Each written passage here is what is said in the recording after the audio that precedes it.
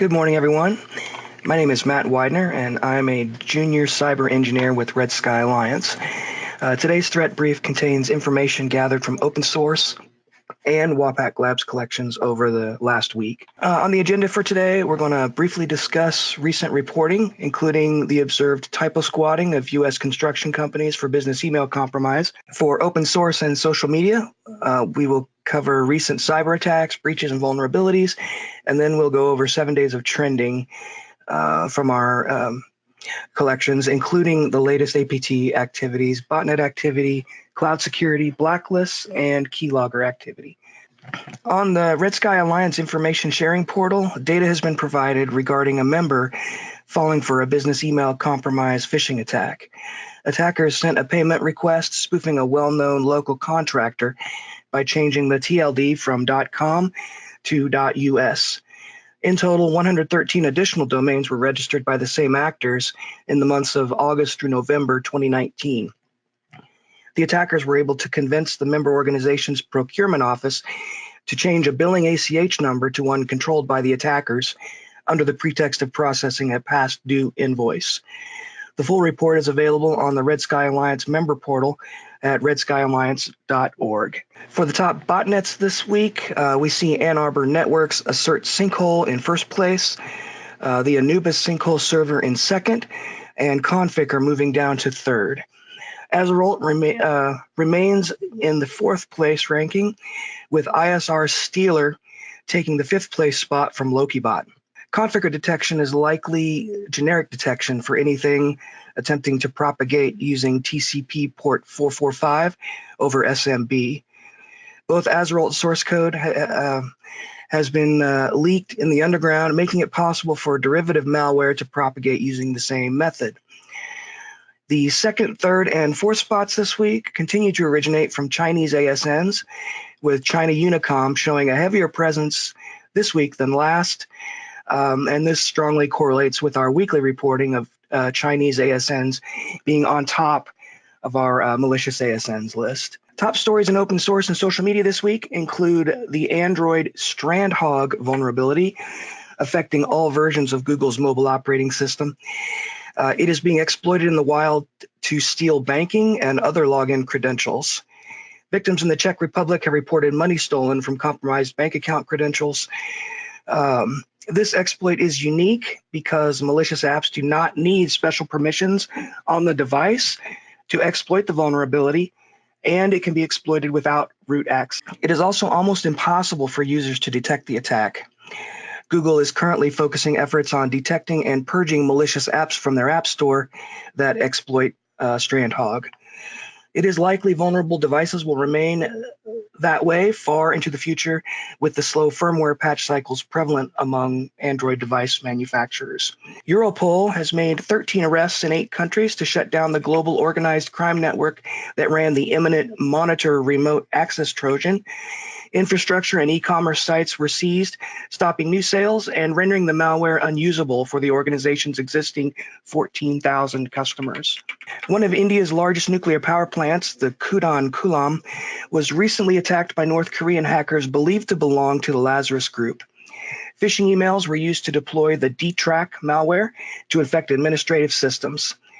The emails appeared to originate from India's Governmental Nuclear Regulatory Board and one of India's atomic research centers. The intent behind the attack appears to be espionage, an attempt to gain access to India's thorium-based nuclear power technology. Siemens has recently published a security advisory regarding its S7 TAC 1200 programmable logic controllers. An issue has been identified that can bypass a firmware integrity check to load malware into the PLC or hijack its industrial functions. In the advisory, Siemens published workaround mitigations until a permanent solution can be found. It is still unclear whether a hardware or software solution is appropriate, and Siemens continues to work on the issue. Next slide, please. Last week, we recorded approximately 1.4 million indicators.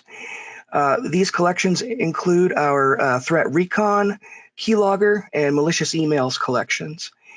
The numbers on this slide show the indicators in the respective collections.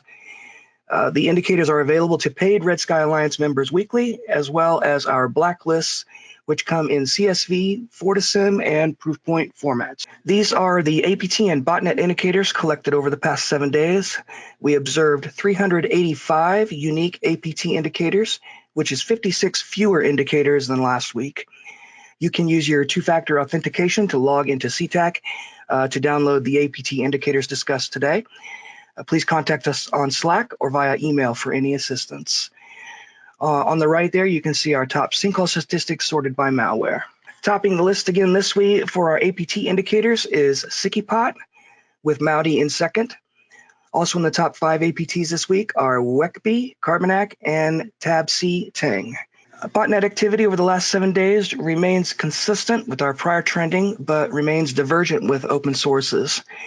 These autonomous systems show the highest numbers of detected bots. In open source, we have 31 Jinrong Street as the strong leader, followed by Bharti Airtel.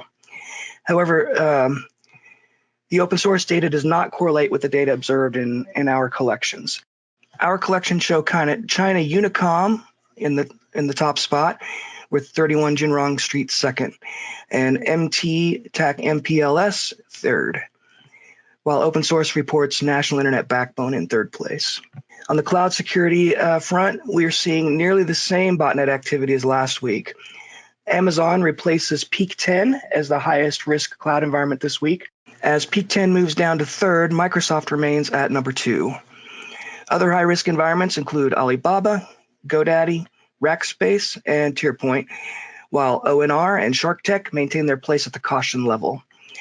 And HE remains lower risk environment again this week. In Red Sky Alliance's malicious email collections this week, we can see what appears to be malicious spam.